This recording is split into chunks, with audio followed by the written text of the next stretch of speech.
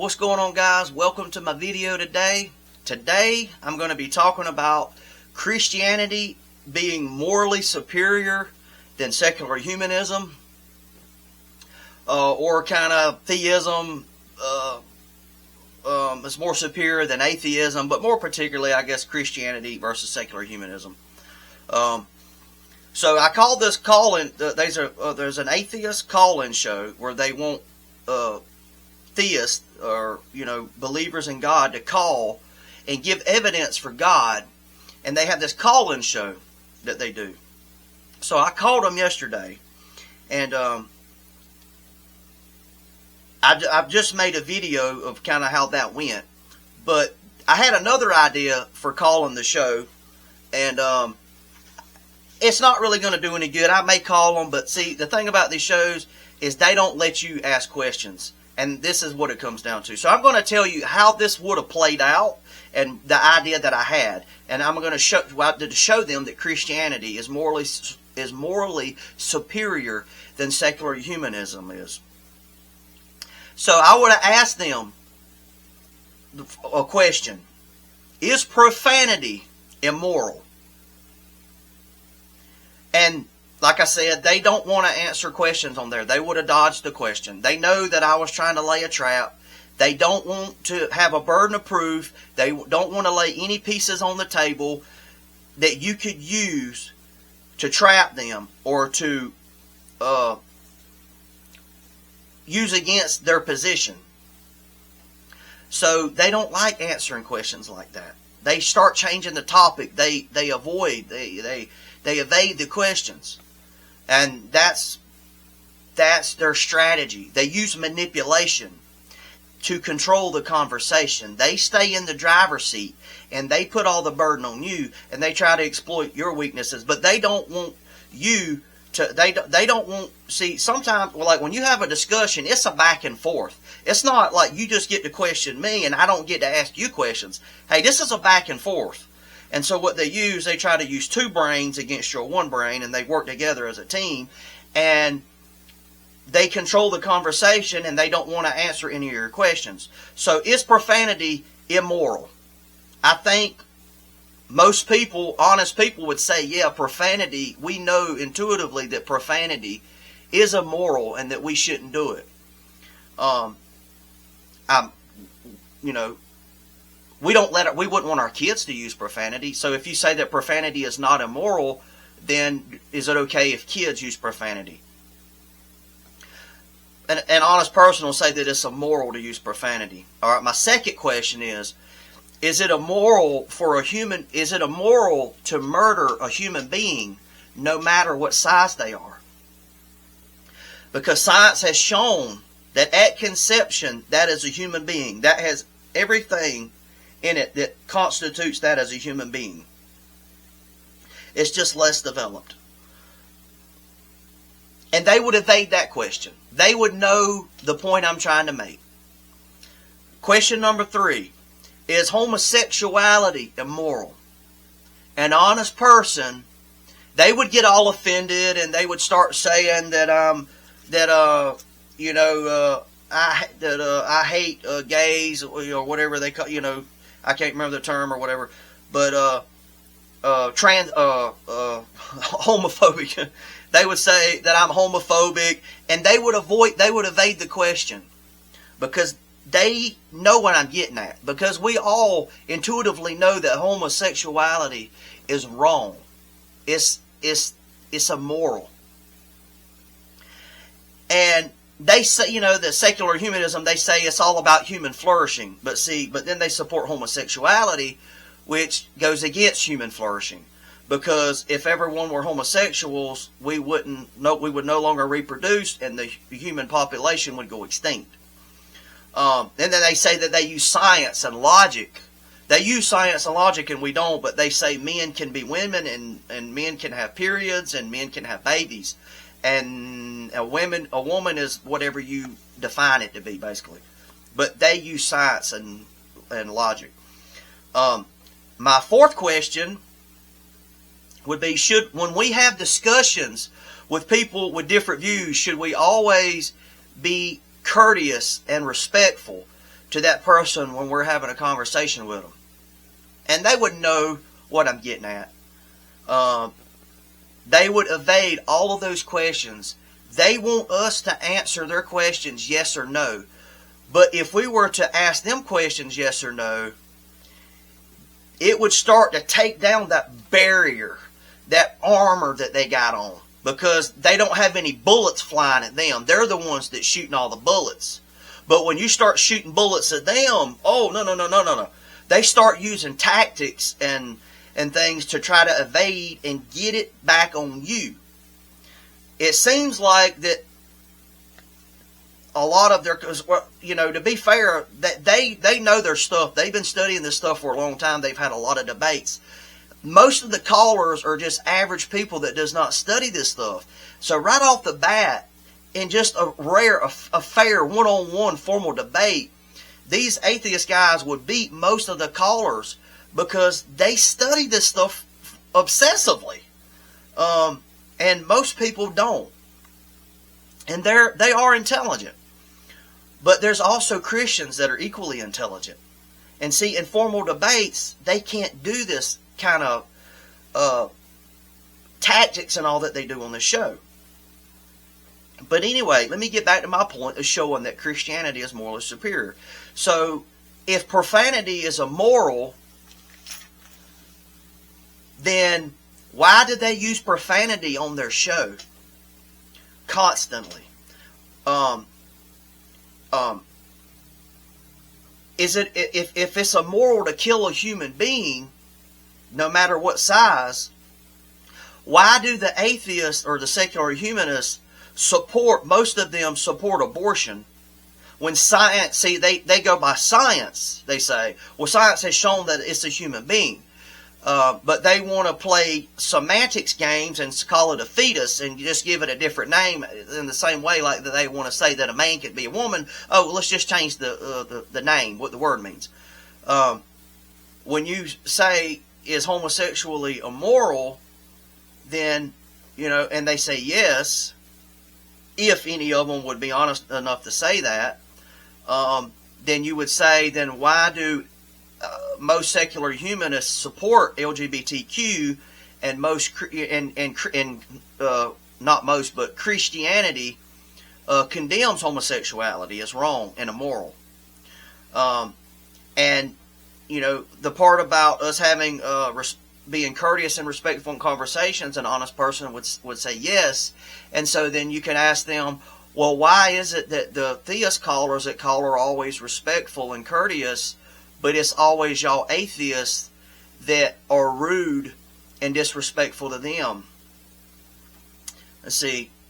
Right off the bat, Christianity is already looking better than secular humanism. Our worldview and the way we carry ourselves is already looking better than the way they carry themselves and their view. And I would argue that the atheists prove the concept that's in the Bible, the concept of the flesh and the spirit.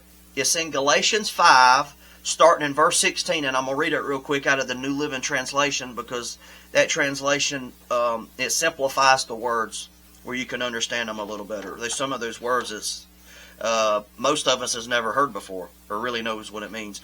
But anyway, so it says in verse 16, so I say, let the Holy Spirit guide your lives, then you won't be doing what your sinful nature craves. The sinful nature wants to do evil, which is just the opposite of what the Spirit wants. And the Spirit gives us desires that are the opposite of what the sinful nature desires. These two forces are constantly fighting each other, so you are not free to carry out your good intentions. When you follow the desires of your sinful nature, the results are very clear. And this is talking about the flesh, is what the Bible calls the flesh, which is the sinful nature. This idea that we have a sinful nature within us and a spirit within us, and it's kind of like a battle between the two. So these are these are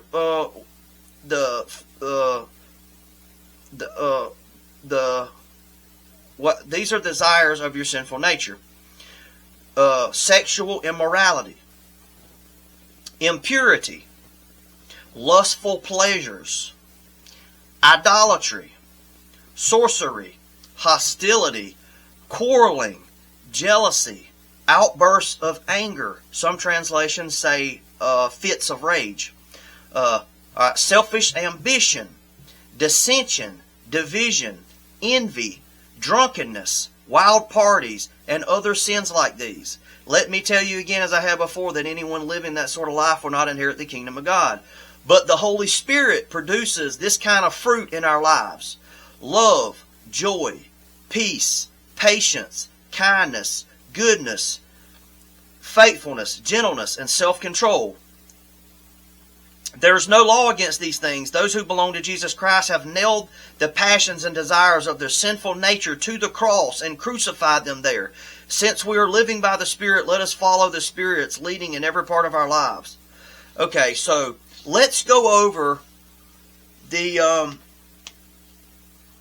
I always want to say fruits of the flesh, but it's not, the deeds of the flesh. So let's go over the deeds of the flesh. So sexual immorality, that is a sign that you're in your flesh. Sexual immorality. Homosexuality and fornication are examples of sexual morality. Sexual immorality. Homosexuals. So homosexuality is immoral if anyone's honest. Fornication is wrong if you're really honest. And fornication spreads diseases. When you go out and sleep with a bunch of people, and then that person sleeps with a bunch of people, that doesn't cause society to flourish. That's not good for the flourishment of society. But sexual immorality. Who supports homosexuality and fornication more? Secular humanists do. Christians are against that completely. Christianity. Let's look at lustful pleasures, like pornography. Pornography. There's studies on pornography, and I didn't actually pull any up, but you can look. Pornography negatively affects people. It becomes an addiction. It like corrupts people's mind. It affects people in a negative way. And lustful pleasures. Also, besides pornography, you got adultery and fornication. So you can be lustful at other people that are married, or you're married, and you can be lustful at that person, and you can have sex with them. And you can destroy your entire family because of that choice you've made, because of lusting after them. And you can destroy their family. Somebody might shoot you and kill you because of that. That's not good for the flourishing of society. Again, fornication. So who supports those kinds of pornography and adultery and fornication more? Secular humanism. I'm not saying that secular humanism necessarily advocates for these things, but they're more tolerant of them. Christianity plain out forbids them. Forbids them. Anything that forbids something negative is better and superior than something that tolerates it, and that some people even consider those things not to be immoral. And it's not as good for the flourishing of our society, which is what they hold to as secular humanism. So probably all of these things are bad for the flourishing of society. Let's look at hostility and outbursts of anger. This is what the atheists the atheist people that answer the phone there, the interlocutors, this is what they do. Hostility and outbursts of anger, or fits of rage. Matt Dillahunty is the worst one, the one that I talked to yesterday, one of the ones that I talked to yesterday. Why can't you have an intelligent conversation with someone that has a different view, and you both be kind and respectful to one another? All these atheists act so smug. They act like you're the enemy. They start off answering the call, being real nice to you. And then it progressively gets worse. They get more smug. Some of them are worse than others. But the hostility and outbursts of anger, that is immoral. That is unacceptable in our society. Our society would be better without that. Their callers do that. Christians and even Mormons, anybody that kind of doesn't live in their flesh, that is more in their spirit, that's more submitted to the creator of this universe. Even Jehovah's Witnesses and Mormons and Christians, even though I would disagree with their theology, but they still believe in God, and they still live their lives for God, and they submit to God, and they don't live in their flesh. Look at the way that they live. Look at the way that they treat people. They don't have outbursts of anger and hostility like these atheists do. Look at these callers. They're the representatives of atheism right here. And look how they treat people with hostility and outbursts of anger. That is not good for society.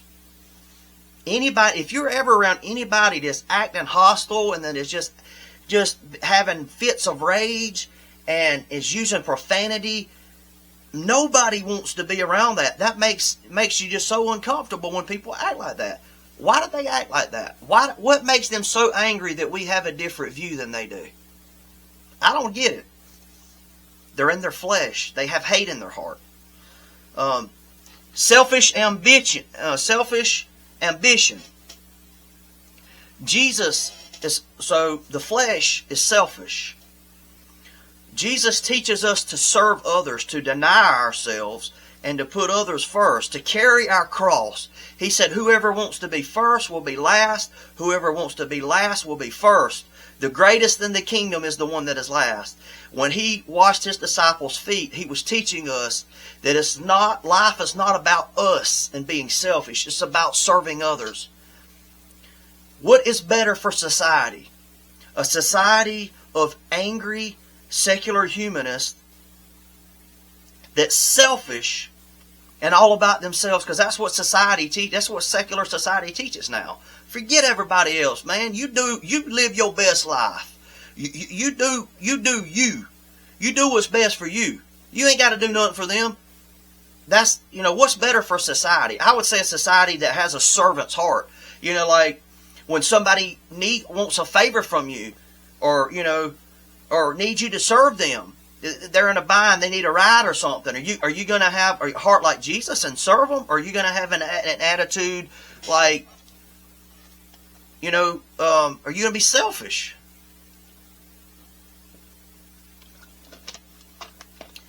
It's better for society to have the mindset of like Jesus Christ, to be a servant, and everybody to not be selfish. Selfishness is a very unattractive quality in people. Man, I see this in like teenagers. They're so selfish, and I'm thinking to myself, oh my goodness, man, it's so ugly and unattractive. And we're all guilty of it sometimes. We all struggle. We all have a flesh, and we struggle with it. But this is the deeds of the flesh. Okay, now jealous and envy. The next ones I want to talk about this. Deeds of the flesh. Jealousy and envy. It's not good for society. It's not good to be jealous of other people, or jealous. Be like a real jealous boyfriend going through your girlfriend's phone, always accusing them of stuff, or envy, where you covet other people's stuff. You want what they got, and you're not satisfied with what you got. You want what they got, and that can lead to you having hatred toward them. You resent them. It can lead to violence. It can lead to murder. It starts off small, and then it can grow and grow till you start getting so much hatred for them. And it starts off with jealousy and envy. Christianity condemns all of these things that I'm going through and warns us not to do them. And I'm not saying that secular humanism necessarily promotes these things, but you see that more in secular humanists. You see that they do these things. They display these deeds of the flesh more than Christians. And that's kind of my point, is showing you that they're proving the point of the flesh and the spirit. The next ones I want to talk about is drunkenness and wild parties. Christianity forbids getting drunk and doing drugs and living, I'm trying to think of the word, but some people argue that it's okay to drink as long as you don't get drunk. If you drink just a little bit where you don't get drunk. But I'm talking about drunkenness. I'm talking about where you're drunk, you're falling down, you're that kind of thing, and wild parties. This is deeds of the flesh, what the Bible calls deeds of the flesh. And most people have engaged in these things. The point of this discussion is not saying that I'm sinless. The point of this discussion is making a distinction between the spirit and the flesh, that we all have a spirit and a flesh, that we all struggle with our flesh, and that you see the deeds of the flesh more in people that are not close to God and that do secular humanism. Like alcohol. And also the point, like I said, is that the Christianity is morally superior and better for society than secular humanism. Alcohol causes us to make bad choices. It can cause us to have affairs. It can cause us to commit violence, to be violent and fight people. Some people have hit people and killed them with just hitting them with their fist or whatever. There's been so many people killed in drunk driving because someone chose to drink. So what's better for society? Secular humanism that more supports drinking, looking at and getting drunk like it's not a big deal and doing drugs and stuff, or Christianity, which condemns those things. What's better for society? If we had to choose a society of Christianity, or if we had to choose secular humanism, which would be better for society and make society better? That's the point of this. So Christianity teaches love and forgiveness. Jesus is big on forgiveness. When people sin, even if they sin against you 77 times in a day, you forgive them. The secular world holds grudges. They're not big on the forgiveness thing. You do something that wrongs them, they'll have a bitterness towards you till the day they die, and they don't feel like that they need to forgive you. Christianity teaches kindness. It teaches us to pray for our enemies and feed our enemies. So what's better for society? To forgive others, even our enemies, to pray for them, to want good for them, even though they don't like us, but we still want them to prosper. We still want them to do good. We're praying for God that'll bless them and say, God, I know that they hate me, but I forgive them, Lord. Bless them anyway. Help open their eyes. Bless their children. Help them in their life with their struggles. Feeding our enemies. Even when somebody doesn't like you, you have enough compassion to put all that aside and forgive them and give them food, even though you know they wouldn't feed you if you was hungry. What's a better society? Because a society that's got a whole bunch of Jesus Christ that live in the society is a way better society than a secular society. The Bible says, do not take revenge or repay evil for evil, and to forgive them. Because in a secular world, that's common.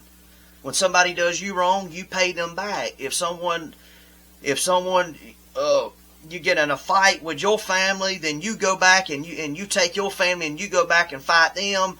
And then they come back with knives, and then you come back with guns, and they kill somebody, and then you come back and kill them. Is that good for society to do that? So anyway, to summarize my message, Christianity is superior to secular humanism. All you have to do is look at the call-in show, like I said. Look at the way that they treat the theists when they call. The theists are always nice and respectful. The atheists are the ones that are smug, that are arrogant, that are rude, have fits of rage, and cuss and use profanity. It's always the atheists that do that. You can see the flesh and the spirit. You can see how Christians and Jehovah's Witnesses and Mormons and others, you can see how, I mean, I'm speaking for them mainly because, like, Muslims, I'm not really around other cultures like Hindus and Muslims, so I don't really know a lot. I'm speaking from my experience here in this country. You can see that, you can see the fruit of the Spirit in majority of the Christians, Jehovah's Witnesses, and Mormons, the way that they live, the way that they treat people. And then you can see the people that have disdain and hatred for God or the idea of God, like atheists, and you can see the way that they treat people and the way that they live. You can see the flesh, that they're operating in their flesh. People that are walk with God, there are times that they can get in their flesh, but they're in their spirit more. These atheists, they are spiritually dead. They operate solely in their flesh. That's why they have so much hatred. And hatred, by the way, is one of the deeds of the flesh. They have so much hate in their heart. Not all atheists are like this, but this is a common trend in general in secular humanism compared to Christianity. Look at the way the atheist callers treat people. Look at the way the Christian callers treat people. I mean, you can see the flesh and the spirit right there. Look at the way that the secular humanism promotes things that we know are immoral. Or even if they don't promote it, some of the things they do promote, like homosexuality or whatever, that we know is immoral. And, some of the other things they promote. I'm not saying they promote you to cheat on your spouse or anything like that, but you look at their culture, they are more accepting of the flesh, and they are in their flesh. You can see that they're operating in their flesh. And the things that they do are unattractive, and they're not good for society, and they're not good for the flourishing of society. And then you look at the believers, the Christians, and then you see the way that they treat other people. The way you treat other people, that has a lot to do with your heart. That has a lot to do with your worldview. In general, the Christians are nicer, especially in these conversations like I'm talking about. They're polite, they're respectful, they don't get angry. Look, who's in the spirit and who's in the flesh? It's easy to see. We know that profanity is wrong. We know that having fits of rage is wrong. We know it's immoral. And we know that it's wrong to be have contempt and disrespect for somebody just because they have a different view. If they're being polite to you, why would you get angry just because they don't answer a question the way you want them to? So it's plain as day. The atheists prove the concept about the flesh and the spirit. They prove it. And this, like I've shown, that Christianity is morally superior than secular humanism. And it's better for our society than secular humanism. I'd rather have a whole world full of a bunch of Jesus Christ than to have a world full of the modern secular woke, all the stuff that's going on now. The way the secular world that is common in the secular world. Anyway, that's my video. Y'all, thanks for watching my video. Y'all have a great day. God bless.